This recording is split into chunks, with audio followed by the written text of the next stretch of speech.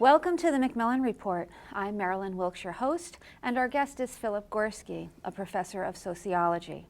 He is a comparative historical sociologist with strong interest in theory and methods and in modern and early modern Europe. His empirical work focuses on topics such as state formation, nationalism, revolution, economic development, and secularization, with particular attention to the interaction of religion and politics. Other current interests include the philosophy and methodology of the social sciences and the nature and role of rationality in social life. Today we'll talk with Professor Gorski about his new book, American Covenant, A History of Civil Religion from the Puritans to the Present. Welcome, Professor Gorski. Thank you very much, Marilyn. It's good to be back. Okay, let's start with an overview of your book. Tell us about it. The book is an attempt to recover an older tradition within American political culture, one that I think at the moment is sorely needed because it is a middle way between the two fronts in the ongoing culture war. Mm-hmm. Okay, and what led you to write the book? The civil religion idea was introduced into American social science by my doctoral thesis advisor, the late Robert Bellah. Mm-hmm. And I had read his work as a graduate student, obviously, but hadn't really thought much about it, or for that matter, that much about American politics, since, as you mentioned in the introduction, I really was trained as a Europeanist. But I got interested in it during the 2008 election campaign because I heard echoes of what Bellah had described as the civil religious tradition in Barack Obama's political campaign. Mm-hmm. And initially set out just to write a kind of a deeper history of Obama's political outlook. Mm-hmm. And as time went on, he kind of faded from being the leading character to just a supporting actor in a larger story in which I tried to trace out an ongoing conversation about the American project that's mm-hmm. been going on since the foundation mm-hmm. of Puritan New England and continues to the present day and hopefully beyond the present day as well. Okay. When you use the term civil religion, what do you mean by that? Different people define civil religion in different ways. But the way I would put it is that it is the way in which a particular people thinks about its political project in a larger, or in some sense, transcendent frame. Mm-hmm. So it doesn't have to be transcendent in the religious sense. It simply has to be transcendent in the sense that it translates the immediate here and now and our particular values and interests, mm-hmm. right? So relating our polity, our political project to something larger. In the case of the American civil religion, it draws on two different traditions, or so I argue in the book, that I call prophetic religion and civic republicanism. And what I mean by prophetic religion is the social justice ethic of the Hebrew prophets. Mm-hmm. The idea that the nation is a nation that's under judgment in some sense, not chosen for its virtues, but placed under judgment. And the idea of civic republic is the idea that the polity is something that's devoted to the commonwealth or the common good. That's the literal translation of mm-hmm. the res publica, for the Roman term from which we derive the idea of the republic. So in this sense, it's about more than just our own personal self-interest or our own private dreams, mm-hmm. but it's something that transcends those in some sense. And that's what I mean by civil religion. Okay. In the preface of your book, you write, some common interpretations of our shared past are badly in need of correction. What do you mean by that? So I contrast civil religion with two other ways of thinking about American democracy. One I refer to as religious nationalism. Mm-hmm. And that is the idea that America was founded as a Christian nation And the implication of that is, of course, that somebody who's not a Christian cannot be a full member of the nation. I think that's mistaken. So people who claim that the American founders were Orthodox Christians in the sense in which some contemporary Christians would define that sense, I think is deeply mistaken.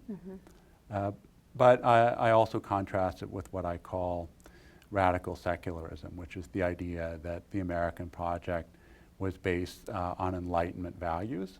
That is also, I think, mistaken. It's mistaken in the sense that the political tradition that was most important for the American founders was not the Enlightenment tradition of the 18th century, but rather this ancient tradition of civic republicanism, which goes back through England, Italy, all the way to ancient Rome and Greece. And this was a tradition that the American founders were deeply familiar with. They all read Latin and Greek. They all had read Cicero, for example, who's a central thinker here. And so I think both of these interpretations are fundamentally mistaken, and that the way that we have to understand the founding values of the United States as a kind of a mix or a hybrid between religious and secular traditions. Okay, in fact, you do argue that we should take the middle of the road. Do you want to elaborate on that and why we should do so? Well, I argue that the culture wars that have been going on in this country, basically for all of my adult life, are in part driven by a dispute over the proper place of religion in public life. And that debate has been dominated by religious nationalists and radical secularists. Radical secularists arguing that the Constitution mandates a total separation of religion and politics, which it doesn't. The phrase total separation appears nowhere in the Constitution. Oh, really? That's interesting. Yeah, appears nowhere in the Constitution. The Constitution, in fact, argues for there shall be no established church, but there shall also be free exercise of religion. And they thereby created a kind of a fundamental tension that's left for us to work out together collectively. I think one can argue that it mandates separation of church and state, but that's not the same thing as separation of religion and politics. Separation of religion and politics, that means that people cannot speak in a religious voice in public affairs, even if that is the voice that is the one that comes most naturally to them, the one that allows them to articulate their most deeply held values. But I think I'm equally opposed to this idea of the United States as founded on religious nationalism. I mean, one of the most fundamental values in the Constitution is the free exercise of religion, and that also implies the freedom to exercise no religion, to choose no religion. Central to our understanding of the American project is religious freedom and cultural pluralism, and it's simply something that we have to accept and come to terms with, and not try to shout down people who come from a different perspective than we do. Right. In terms of your interest in the intersection, I'll call it, between religion and politics, we're just coming out of the election where Donald Trump is now the president-elect, and many white evangelicals did come out in support of them. So, what are your thoughts on that? So I think there's a couple of things that need to be said. The first thing that needs to be said is that some white evangelicals in particular voted for Trump for pragmatic political reasons. They've become singularly focused on what I call the pelvic issues, abortion and gay marriage, and have been angling for decades to get a conservative majority on the Supreme Court, and saw that this was possibly in sight, and that if they lost this election, they would certainly lose that conservative majority on the Supreme Court for generations. So that was certainly prominent in the minds of many Christian evangelicals, who may therefore have viewed Trump as the lesser of two evils. The other thing that needs to be said is that there were quite a few very thoughtful and well-known Christian evangelical intellectuals who came out very forcefully, very early against Trump. And I will simply point to two of them: Russell Moore, who's an official for the Southern Baptist Convention, and Peter Wehner, who wrote a number of very impassioned anti-Trump editorials in the New York Times that some of the listeners may have seen. But this still leaves us with a puzzle. The fact is that many American evangelicals expressed support for Trump even before he was the only man standing. Mm-hmm. That is, when people like Jeb Bush and Ted Cruz, who have very good evangelical bona fides, were still very much in the race. And that is a puzzle that I think I can shed some light on. Mm-hmm.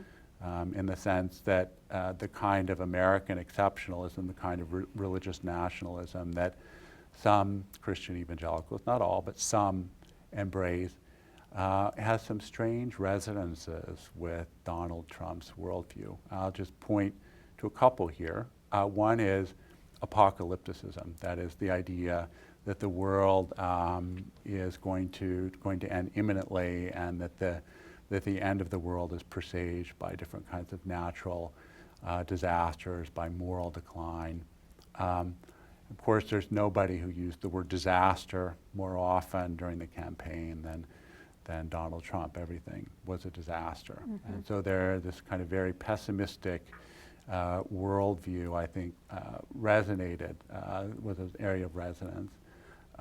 Another, I think, somewhat more chilling one was rhetoric about sacrifice, in particular the need to make blood sacrifice to the nation.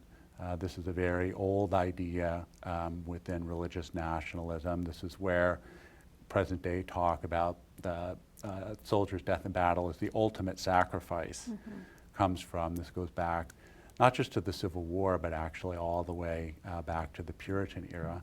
And Trump, particularly during the primary campaigns, played on this with a rather chilling story.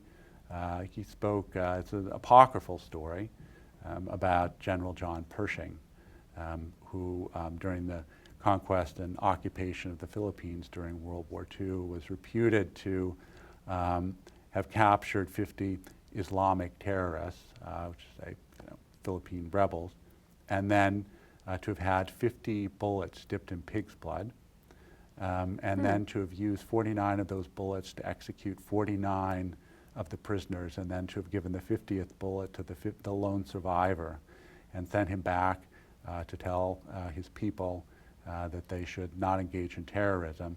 And the applause line is that there was no more Islamic terrorism in the Philippines for 30 years. So this idea that there's a sort of a magical quality to this blood sacrifice, and that blood has to be spilled to resolve our issues and maintain our status. So this is another area of resonance. The last one is just that Trump often presented himself in quasi-messianic terms. Mm-hmm. I alone can fix it. Right. I alone can fix it. How will he fix it? Not clear. You simply have to trust in him and his powers. And there was a lot of debate about this in evangelical social media. Mm-hmm. Some people said, well, maybe he's like King David. King David was also an adulterer, let's not forget. But I think that was a little bit too much for a lot of people, and they actually compared him to Cyrus the Great, who was the Persian emperor who delivered the Jews from the Babylonian captivity in the Bible. And so this idea of a kind of a secular instrument of divine protection who would sort of cast down the enemies of evangelicalism. This was a very widespread interpretation and kind of theological justification of the Trump presidency. And so there are lots of ways I think they're not obvious to an outsider, in which Trump's rhetoric really resonated for some conservative evangelicals, despite this sort of obvious dissonance between his own personal conduct and evangelical talk about family values. Right. It is interesting to me because I don't think Trump really, is not thinking religion when he's saying the things that he says, but yet people are perceiving his comments in that regard. So I think what has happened here is that a lot of American popular culture has taken some of these themes on board. So think about the idea of the apocalypse, right? This is the post-apocalypse is a genre now of movies, of comic books, of novels. Conversely, some people may be familiar with the Left Behind series by Tim LaHaye and a co-author, which has also been turned into films. And this is basically a transformation of a particular evangelical understanding of the end times into, kind of a Tom Clancy style thriller novel. Even, I think, climate change feeds into that Absolutely. Apocalyptical kind of ending. Absolutely. Okay, in getting back to the book, the history of civil religion from the Puritans to today, has there been a big change in civil religion through those years, or has it been pretty much predominantly the same? I mean, some of the things that you were speaking about for Trump, you can look back to the Puritans and find some of those very same things. So is it true that it's pretty much gone unchanged, or has there been a lot of different changes that it's gone through? So it has grown and transformed over the course of American history, and I'll just give two examples of this. So, I already mentioned that one of the central values that's enshrined in the Constitution is the idea of religious freedom, right? But there were a lot of qualifications and provisos on what that would mean. This was probably most obvious in kind of anti-Catholic sentiment during the 19th century up into the early 20th century. I think many people today probably don't realize what an enormous thing it was when John F. Kennedy, a practicing Catholic, became the President of the United States. That was something which would have really been impossible even in the early 20th century, when a Catholic, Al Smith, ran for the presidency and was soundly defeated after a kind of a rabid anti-Catholic campaign. So part of it is understanding, a broader understanding of religious freedom as something that doesn't just apply to Protestants or to Christians. The other thing I would really point to as an example of how it's grown and evolved is our understanding of equality. We all know the famous words and the preamble to the Declaration about all men created equal.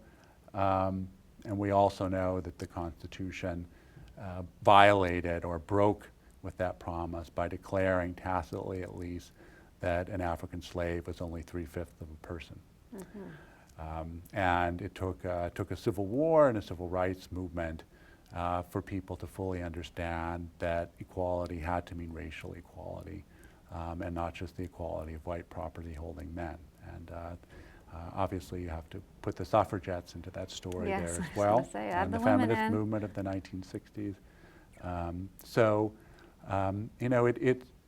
Even if we sort of agree on what our values are, I think that we sometimes blind ourselves to what they actually imply or mean for how we should order our lives together. So ultimately, what would you like the reader of your book to take away? What lesson? I guess at the moment, I think of a special importance are two ideas. One is the idea of civility, which comes out of civil religion. And civility means, at a minimum, that we engage with one another with a certain degree of trust and openness and mutual respect.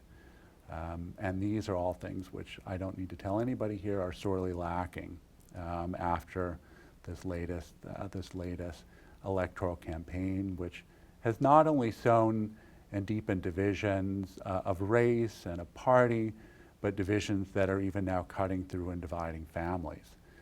You hear stories of people unfriending one another on Facebook. I read this morning a story about people disinviting relatives for Thanksgiving because of divisions over this election. And here I do really lay a lot of the blame at the feet of Donald Trump for violating the most obvious norms of civic discourse and even human decency. That's one thing. And the other thing is that the notion of, that's important to the book is the notion of a vital center. And what I mean by a vital center is not some kind of political consensus where we all agree about what equality and freedom mean and how you balance those two things with one another. But what I mean by that is a basic commitment to those things as values that make us a people, and without which we'll no longer be a people, without which there will no longer be American democracy in any meaningful sense. I mean, without that sort of basic level of agreement, it's not possible for us to have meaningful disagreements. And that is increasingly what you see. Debate just devolves into trading insults, shouting matches, demonization, mutual recrimination. I really, really fear for the future of the American Republic at the present moment. Right. Well, I think you have your work cut out for you over the next 4 years and evaluating what happens. And I thank you for being on the show. Thank you very much, Marilyn. For more information about Professor Gorski and his research, please visit our website at macmillanreport.yale.edu. Be sure to join us again for another episode of the Macmillan Report, made possible through funding from the Whitney and Betty Macmillan Center for International and Area Studies at Yale.